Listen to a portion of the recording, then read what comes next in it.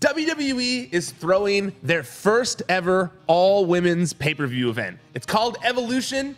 Rocha and I, we're going to discuss. ProWrestlingSheet.com. So the announcement was made last night on Monday Night Raw. Vince McMahon was there. Triple H was there.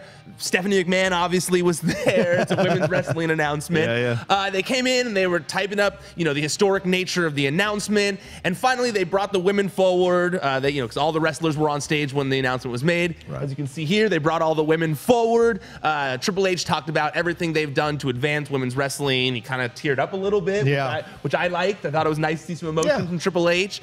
And then Stephanie announced Evolution. It's going to take place October 28th on Long Island, and the show will feature the Mae Young Classic Finals and the Raw, SmackDown, NXT, and NXT UK Women's Championships will all be defended on the show. They also said later in the show that Lita, Trish Stratus, and Beth Phoenix will be there as well. Nice. Now, Rocha, I know you, when I first started here, this is the first story I broke here that this was going to happen, or at least that it was in serious discussions. And you had mentioned that it was something that you had been wanting for a long time. So are you excited about this? Absolutely. I mean, I've talked about it numerous times on Collider Body Slam that the women have been, since NXT TakeOver Brooklyn, the women have really been taking over, in essence, the WWE. And that 30-second match really sparked a revolution. I love how Stephanie plays it like, oh, you fans, we heard you. They were so upset about that, but at least they reacted to it in a positive way.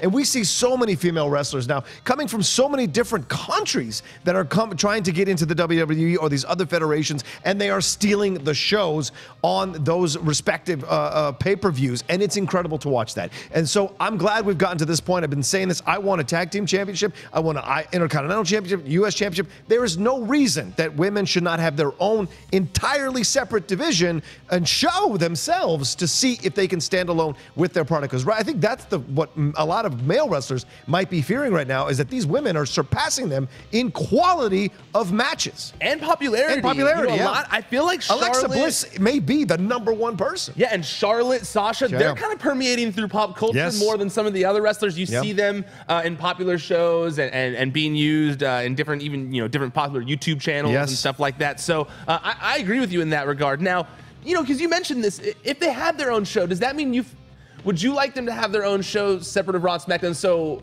would you not want, would there, in your perfect world, would there not be women on Raw and SmackDown anymore? Or would there be both? It would be interesting to see. I think both would work. You know what I'm saying? I mean, where you've got like your marquee Sasha, your established ones stay on Raw and SmackDown, but kind of like the women in NXT who, because it's this huge roster that's building up over there, kind of giving them their own show kind of deal. Or if you have a 3-hour Raw, you spend at least an hour to an hour and a half of it on the women matches and build up that in that way. Because Asuka's great, Charlotte, Becky Lynch, all these great wrestlers are coming through, and they have so many in NXT who are Bianca Blair. All of them are coming through here. They're going to explode. And eventually, what we talked about before, there's not enough storylines and TV time on the main rosters for them to really make that jump and have themselves be highlighted in a positive way. Especially with the addition of Ronda Rousey, too. I mean, Ronda Rousey's going to get such a big spotlight, deservedly so. Right. But she's going to get such a big single spotlight that I do like there being another title now to kind of help fill it out a little more. So that's not just Ronda beating up every single girl throughout the roster for the next year. Now, you mentioned the tag titles. Now, in a subsequent interview that Stephanie McMahon did, and I have it here, but I forgot to write down the source, but I know that she did an interview, I believe this morning, where she did give a minor update on the tag team titles, for the women's tag team titles. She did finally on record say that it's in the works, that it's something that's in the works. It seems like it's only a matter of time. I really do hope that it is something that is in the first match, or at least something, there's something to lead towards it. Maybe the announcement at this show of that. I do think it'd be nice if this show had some sort of announcement of more being done for that kind of thing. Absolutely, and I fully expect this show to be incredible because the women wrestlers have been pushing for so long to be showcased, to be highlighted. So there's nothing better than a hungry performer. And a hungry performer will give everything they have and to showcase what they can do. And I look forward to this and see what will happen. And I love that the UK title is going to be, because we might get Toni Storm jumping in there. I know, and I love that. Toni Storm. Me too. When I saw that, I was like, oh, clearly that means Toni Storm's going to be exactly. there. and more fans are going to be introduced to that side of things, because they've been pushing the UK brand now even over the last few months. So let's go that route with women as well. So all of that, it just excites me all around, and I can't wait to see what this will generate. And I can't wait to a year from now going like, boy, the women's division, it just isn't as strong as it used to be. And so we're talking about it like we talk about the men's division. Yeah. I want that to happen all around. I would love for that to happen as well. Now, they hyped up the historic nature of it. Do you think that they lived up to the hype? They really, I mean, they made a big deal about this leading up. They Do did. you feel like it lived up to the hype? A little bit yes and a little bit no. Like I'm still uncomfortable with Stephanie being the one that's supposedly leading the way.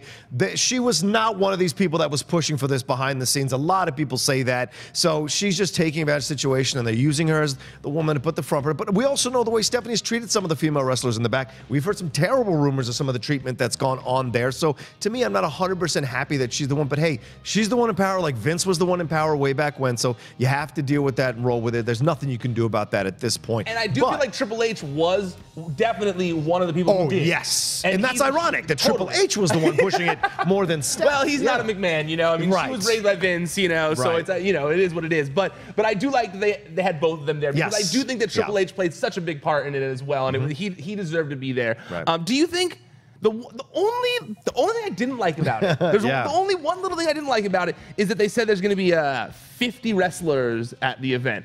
That's a lot of people to pack into one show. Yeah. That's a lot of people to pack into one show. Right. If you're not doing a Royal Rumble, which they didn't seem like. Maybe they're going to do a battle royal of some sort to get like past and present, future type stars in there. But I do feel like with there being a women's Royal Rumble now, that it might be a little too much. A little too much.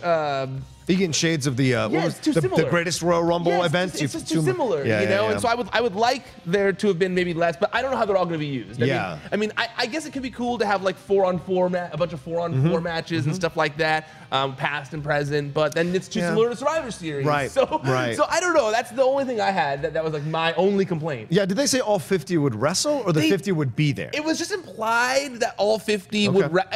The way it sounded, and I'd have to pull up the press release, but the way it sounded to me that's how it sounded to me. Was that so we'll see. That's a lot. But I mean, we have now with WrestleMania and these other people, we have that hour-long kickoff show before the actual main show starts. So maybe there'll be 3 or 4 matches during that kickoff show where you take care of some of that surplus of the 50 that we're talking about that get highlighted in those kinds of situations. You're still getting to be seen on the network, so that's a positive all around. I like that idea. I hope that we get a pre-show too.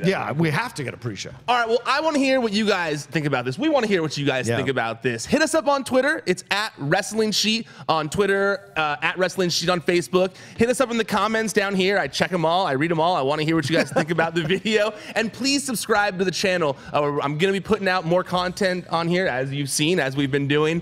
So please, it helps me out a lot if you guys subscribe. It helps us out a lot. So please do that. Okay, that's it. We're done. Officially tapping out. Until next time, stay out of the dirt and keep your eye on the sheet.